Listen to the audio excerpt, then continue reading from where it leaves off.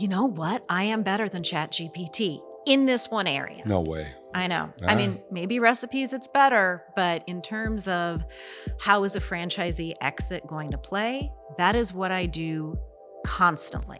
Right on.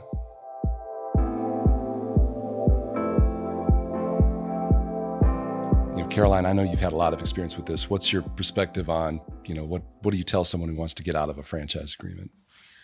Well, the first thing I want to know is why do you want to get out? There can be lifestyle changes, there can be financial changes, but when they say something like, this isn't working the way I thought it would, that is a red flag for me, because usually that means that, was this person lied to in the franchise process? Were they told? I had a client who literally sat through a PowerPoint presentation where the franchisor told him, this is $1 million business. And shockingly, Nate, do you think it turned out to be $1 million business? Is there a problem with making a claim like that? They are what we call in the legal profession super illegal. So the first thing I'm going to do is I'm going to try and figure out why they want to exit the franchise system. The next thing I'm going to do is share the bad news that franchise agreements are usually 10-year agreements. I've actually seen agreements as long as 30 years with very little options for the franchisee to get out.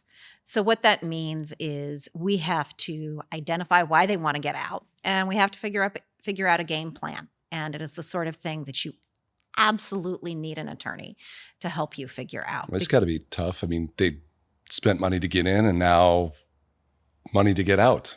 Yes. Well, and many franchise agreements take the position that the franchisor will take the position, I am entitled to royalty payments for the entire term of the franchise. So they will say, sure, you've got 7 years left. Sure. We'll let you out, but you need to write us a check for 7 years lost future royalties. Yikes.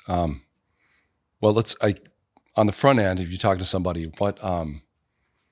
what would give them hope? Like, obviously they don't have hope when they show up, but what would be something that would be done or that would be present where they might have a higher possibility of being able to exit without writing a big check? Or, a lot of times folks come and say, well, this is so bad that I think they should pay me. So what kinds of things are you looking for? What kinds of things might be true? If we're looking at a situation where they think that, this is so bad, they should pay me, the first thing we want to do is we want to take a look, not just at the FDD and the franchise agreement, but what else was said to them during the sales process, and really walk them through what they thought they were getting and what they ended up getting. Because frequently we will discover that they've actually have pretty serious legal claims that something went very wrong in the sales process. The franchisor lied to them. The franchisor wasn't registered to be selling franchises. The franchisor had the thumb on the scale through due diligence. And my client really was deceived into buying a franchise. What do you mean by thumb on the scale? Well, a prospective franchisee should talk to existing franchisees in the system. And bad franchisors will routinely say, oh yeah, you should talk to Susan in California and John in New York and George in Maine, but they won't tell the franchisee that Susan and George and John are their top performing franchisees. I've actually got one franchise client right now where he talked to who he thought was a franchisee, but was actually a salesperson for the franchise system and got a commission for the prospective franchisees he convinced to buy in. Something I've thought about is it came up once where the franchisor, the main, founders were indignant. No, we didn't make these claims. But they had employed a salesperson who was on commission who wanted to make a sale, wanted to get paid. And so maybe said some things that the franchisor wasn't aware of in terms of making promises, or actually the one I'm thinking of literally gave them an entire business plan showing, oh, well, here's how it's going to work and here's how much money you're going to make. What are your thoughts about, you've got either an inside franchise salesperson or an outside broker, and focusing on what they're saying versus what the documentation says? It's incredibly important. In Washington State, franchisees can rely both on what's in the documentation and on what the broker's saying. So when I'm talking to a prospective franchisee, I really want to know about those conversations. And even if it's just a verbal statement that the broker made to them, that can still play a role in getting them out of the franchise system. It's really important that someone who wants to exit a franchise system talk to an attorney, identify claims. Even if we decide that there aren't a whole bunch of strong claims, an attorney can help you negotiate for a much lower exit fee than you would if you're going with the straight ticket price that the franchisor is insisting on. I have reverted to when folks show up and they want to get out of a franchise agreement, I just typically open by saying, we'll talk about these things, but just so you know, you're probably going to pay the franchisor to leave. Like you are going to write a check. And let's just kind of frame our expectations around that. And what we're moving toward is minimizing what that number is. And it's not typically going to be the other way around where, you hit a home run and in damages and you're somehow going to get paid by the franchisor. Is your experience, is that more cynical than what you're bringing to it? Or I have been fairly successful with getting what I call the take your toys and go home agreement, where neither party gets anything. okay. But most of the time, if my client is looking for a substantial return on their initial investment, that's something that we're going to have to at least take part of the way through litigation or arbitration.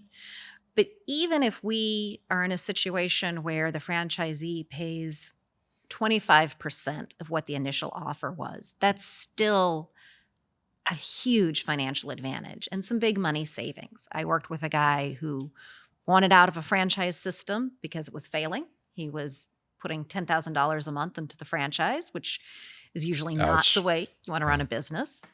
And the franchisor's opening offer was, fine, we'll let you out, but we want 6 years lost future royalties.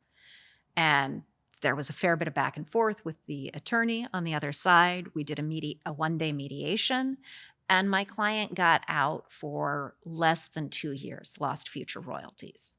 That's a huge savings for him, and he is done with the franchise system. I think one thing that I really do try to encourage my clients to think about, even if they have to buy their freedom, once they write that check, they are free. And that is a huge advantage in and of itself. What about, most franchise agreements will talk about arbitration. You're talking a little bit about litigation. Like, what is someone sitting down exploring like how this is going to go? What should their expectations be around arbitrating versus litigating? Arbitrating with an arbitrator, and ostensibly it's cheaper, though that's not been my experience, versus, just going into state court with a judge and all of that. Like, what's the balance there? There are pros and cons to either one. One of the nice things about arbitrating is you get your arbitrator, you are paying your arbitrator, and they're like supermodels. They don't get out of bed unless they are being paid a substantial amount to do so. But you're going to have that same arbitrator all the way through the case. You're going to be able to educate the arbitrator. You can pick your arbitrator to some degree. You get Sure. a list of people. A local attorney is going to know who's good and maybe who isn't the ideal arbitrator for your case. And you get to pick them. And they're going to stick with you all the way through. There are strategies you can use to limit the cost of arbitration. In litigation, you have the judge who's assigned to your case, and somewhere like King County, that may be a totally different judge the day who shows up at trial. So they don't have that depth of experience. Arbitration means you can actually get a subject matter expert. That Litigation, makes sense. you're going to get whoever is next on the list to be assigned to a case. And does it matter what state you're in? Yes. It matters what state you're in. It matters what state the franchisor is in. It matters what state the contract, the franchise agreement says law applies. It's really one of those things that when you're making those decisions and the evaluations, you need someone who's a franchise expert to help you understand how those different factors work together. That makes a ton of sense. And one of the things that we have done a lot of buying and selling with clients of franchises. One of the things we get is they come in and they'd like to get out, and they're going to sell their way out. Like, why don't we sell our location? And the journey I've traveled as a professional is that I used to like buy into the hope and like, well, I don't know, let's give it a try for a few months. And I've found that that has worked never, because if the business is not doing well, you know, the hope is that you're a franchisee and you're going to find somebody else who's looking to get into the system to buy what you've already done and take it from there. And even though that is logical and makes a lot of sense, and I would tell most people buying a business, you're a little ahead to buy something and fix it up rather than to start from scratch, you know, generally. But it just doesn't work. The mindset is such that like, it's not a clean slate. It's messy. They're uncomfortable. The valuation is off. And so the counseling I've been giving is, look, let's just go right to talking about getting you out. You're going to burn money trying to sell it. Time's going to pass. The pain is going to continue. Let's rip the Band-Aid and talk to franchisor about getting out. Any different perspective that you have on that? It's shocking how few people want to buy a failing franchise unit. Is it shocking? No, I'm being very sarcastic. Okay. Yeah, people don't want to buy a business that isn't working. And in some states, the franchisee, if they are selling a business that isn't working and they are not completely honest about why that business isn't working, they themselves can actually run afoul of state franchise laws. So it's really important that if a franchisee comes to me and it is truly, I am losing thousands of dollars a month in this business, selling that business is incredibly unlikely. Now, you can loop the franchisor in, and maybe there's a solution where they essentially give the keys to another franchisee in the system. And when you're working with the franchisor to do that, it can happen more quickly than if you're looking for that person by yourself. And even that can be a victory for the franchisee who wants out because they're not paying anything to get out. They get to give the keys back and move on to the next thing. Cool. One of the things we've started doing is these used to be tough consults. Prospective clients would show up and they weren't really sure which way to go. And so we've decided to incorporate that uncertainty into what we call a strategy session. And for a flat fee, we will have you come in, typically come in means on Zoom, but have you talk to us, consult with us. We'll get all your documents and we will give you a roadmap for what's going to happen next. What should you do? And what should you expect? And that way, for a set amount of money on the front end, you're just going to figure out, okay, what are my options? And taking all the things that could be taken into account rather than having some sort of open-ended thing. So far, the response to that kind of thing has been good. I think you told me that you told some friends who are now knocking that idea off in their own different practice areas. Is that accurate? Yeah, absolutely. A strategy session is a great way to figure out what your options are. And one of the nice things about coming to a firm like West Coast Franchise Law to do that is we do it all the time. I can look it up and I can say, oh, this system is represented by this attorney. I've actually negotiated with this attorney for franchisees who also want to exit the system. This is how it's going to go.